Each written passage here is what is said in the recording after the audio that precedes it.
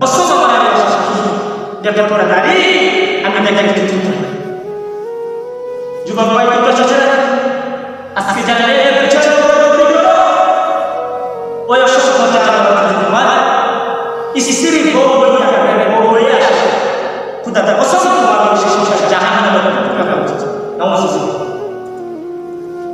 জাহান্নামে কি হয়েছে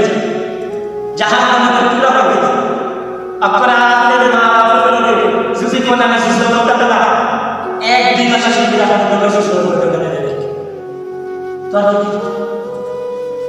আল্লাহ তাআলা বলেন মেসেজ করেন আমার বলছেন যে আমি প্রত্যেকটা মানুষ আমি কি করছি জুলাই কি করছি জুলাই তার যদি আমি দিয়ে আমরে খুদাটা কষ্ট আপনাদের লেখা শেষ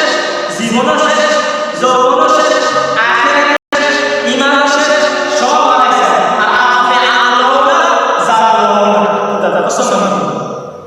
কেমন আমার এই অভিজ্ঞতা মনে রেখেছে